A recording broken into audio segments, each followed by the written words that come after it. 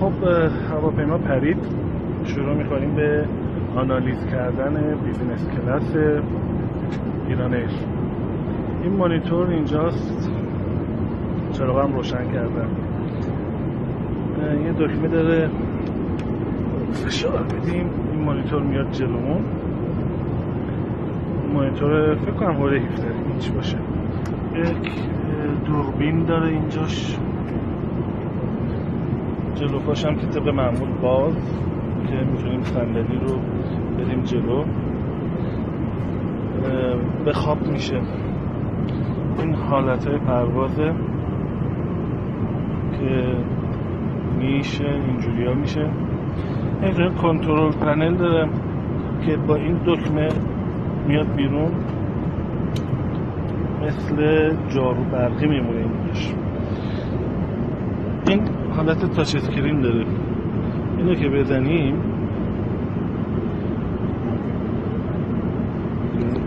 نمیدونم چرا میخواد آبرو ما رو ببره، کار نمیکنه توی این. اطلاعات پرواز رو میده توی این مانیتور و توی این مانیتور هم میتونیم باهاش فیلم اینجور چیزا رو انتخاب بکنیم که الان توی این من فیلم رو مثلا انتخاب بکنم. این فیلم ها رو الان برای پخش آماده داره.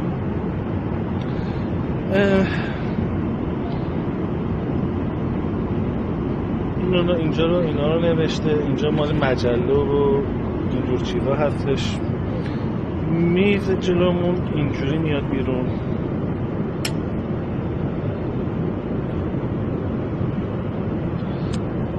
خیلی کمی سفت، هنوز نوعه. پس این جالبی این هواپیما اینه که هنوز به نوعی میده. و چند تا ایراد کوچولو من پیدا کردم.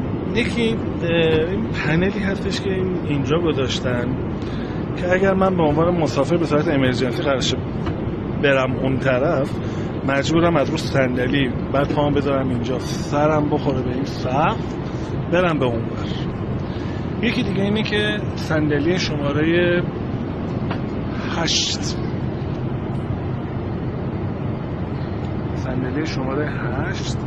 پنجره نداره. صندلی شماره 4 هم اونجا صندلیش پنجره نداشت. این هم نداره. دیگه چی بگم بهتون؟ ظاهرا برق 220 یونیورسال هستش، پورت USB هست و این هم که مال هدفون، مخصوص هدفونه. چراغ مطالعه روشن میشه اینجا. نورش خیلی زیاده. و این هم آقای مهمانداره که من سعی می‌کنم صورتشون نیفته که یه وقت باعث ناراحتیشون نشم. دیگه چیز خاصی که من نمیبینم که بخوام توضیح بدم راجبه این صندلی بیزینس کلاس ایران ایر. بریم تا